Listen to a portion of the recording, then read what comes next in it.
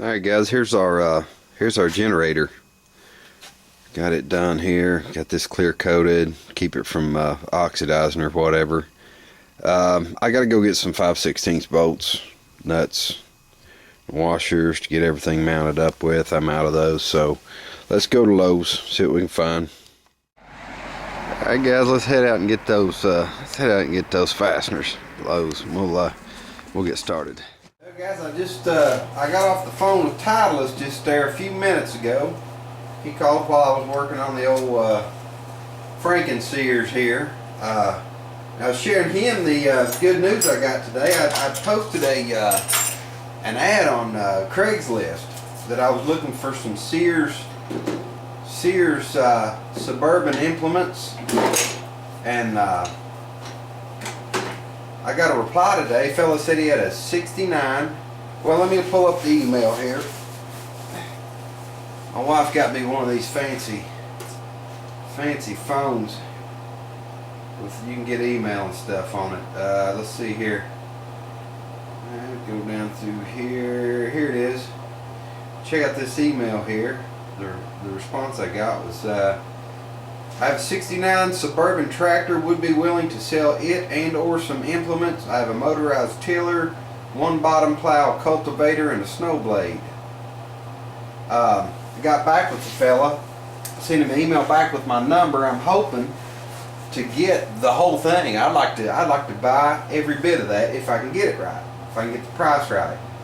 But we'll see how that works out. You know, he might want too much for it, but I would surely like to be able to get the whole package, buy all of it. You know, as far as the tractor goes, I don't need the tractor. What I'd probably do, if it's any good at all, just buy it and restore it. And if it's a piece of junk, I may have a good parts tractor. I don't know, but I'll keep you all posted on that. I've got a lot of my wiring done here. I got the wires for the regulator pulled up through here. Tank's not going here. We're going to mount the regulator up here. Got my choke cable pulled back through. I haven't hooked that up yet. I need to do that, but I'm going to go ahead and finish tightening all these bolts down. Got this big old, I guess a bracket. I don't know. Tray, whatever, got it on there. Got my linkages, my clutch spring back on, everything tidied up that way. Got a couple more things I want to do here real quick. I want to get my light and my ammeter hooked up and get this ground wire grounded. I want to kind of talk about this regulator a little bit. Farmall helped me out with this. He said that what I might be able to do is to take this apart, and there's a set of points in there. Might just need sanded, which is great news. I'd love to be able to salvage it. That's an expensive piece right there. Another thing I found on this is ground wire right here. This is mounted in rubber right here, and then it has a ground that goes from this over to here. Well, this was, you can see how it was rusty right there, that rust on it. And it was soldered on right here. That was broken when I pulled it off. What I'm going to do is try to clean this up. I'm going to tape this piece off. I don't know what any of this stuff is. Farmall could tell you, I guarantee you. This piece right here, I'm going to tape that off and then try to sandblast the rest of this, and then take this cover off here. It's got these two screws, and see if I can find that set of points in there that he was talking about me needing to clean up, more than likely. I'm hoping that fixes it. You know, it'd be a $70 savings. More good news. I got a shipping confirmation. Pappy had sent me some Sears Suburban parts. Pappy, I want to thank you for that. I got that confirmation today. Still got a lot of wiring to do here. Got my fuel pump I got to wire up. Get this taken care of. This switch has to be grounded. I've got this ground that runs from the underside of the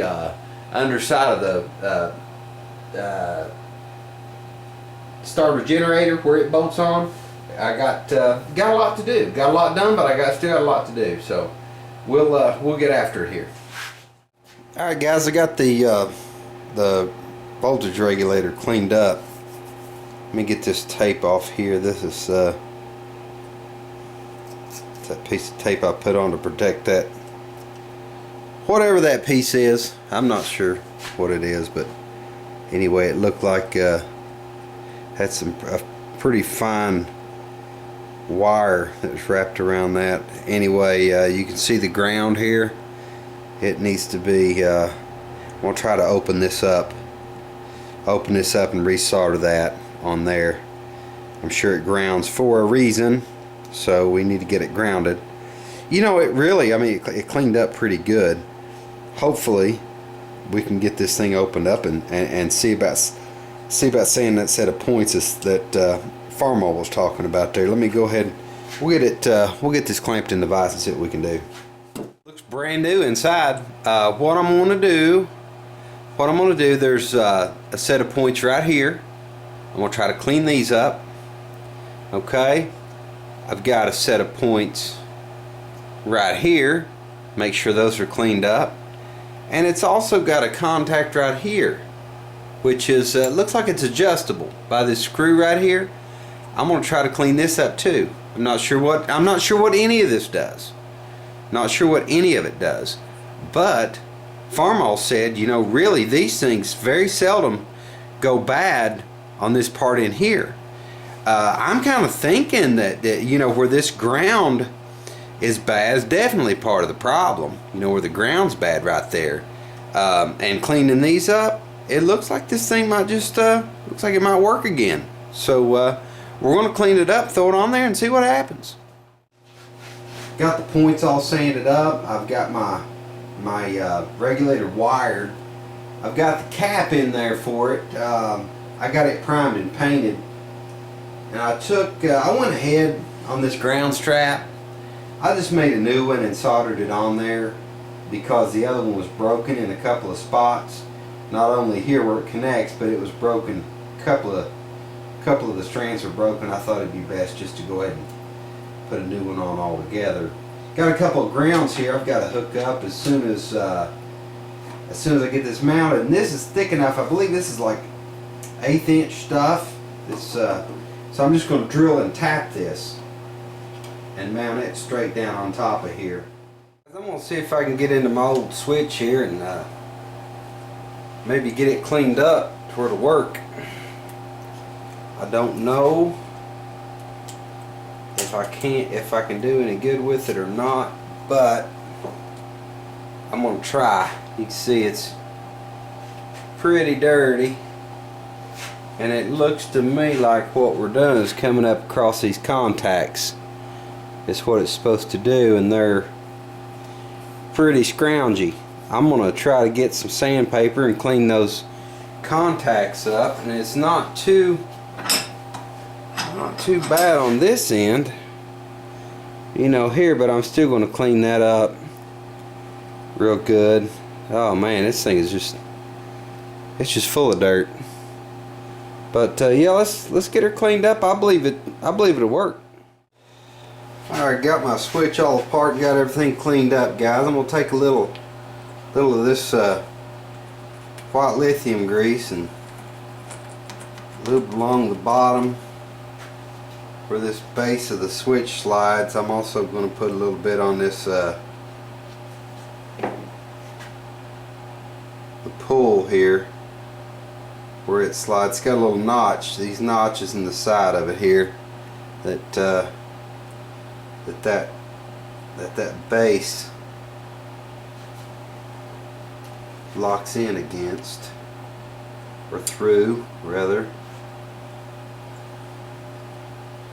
Gotta get that sliding down over it just right. There we go.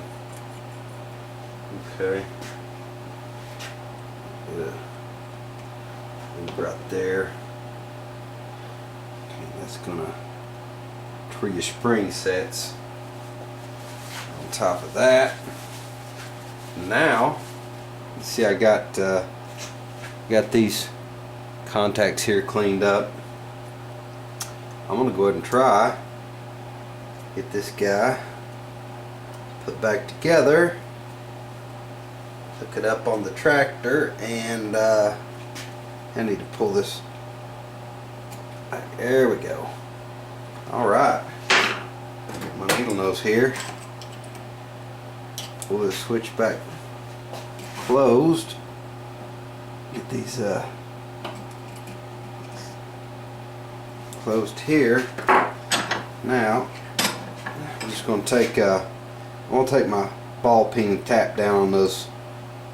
Take my ball peen and tap down on those and get that tightened up, and then we should be ready to go.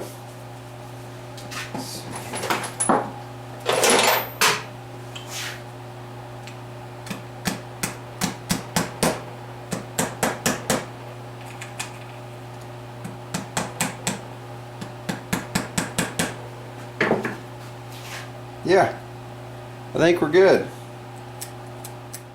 Alright guys, I took the tank back off. I had a thought about, you know, the fuel pressure, and I was almost certain that this pump was going to make too much pressure.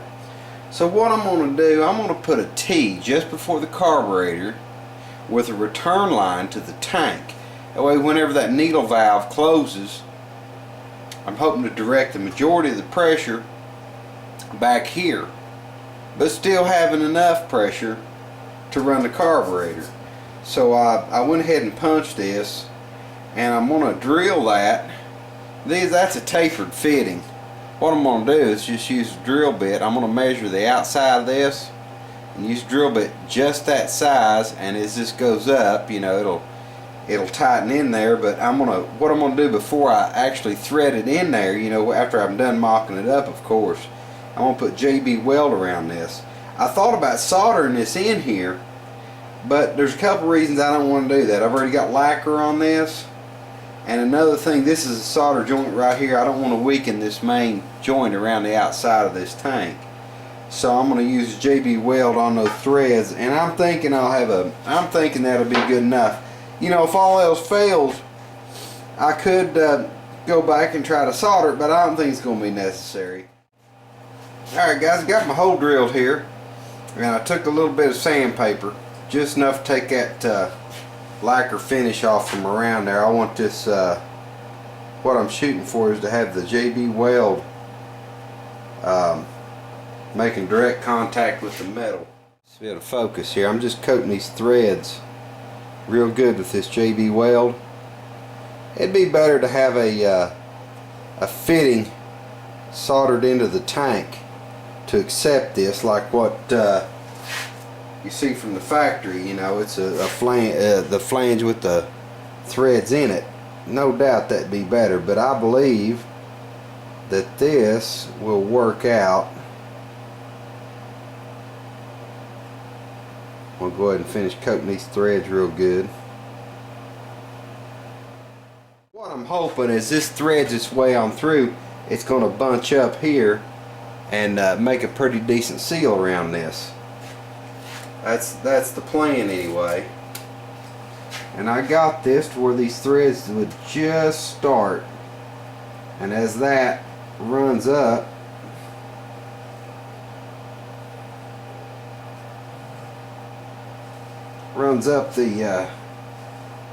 the threads, I'm hoping to get me a real good seal on this. Yeah, that's turning in real nice. Turning in real nice. I'm just going to leave that angle back just a bit. There we go. Leave that angle back just a bit for when I put my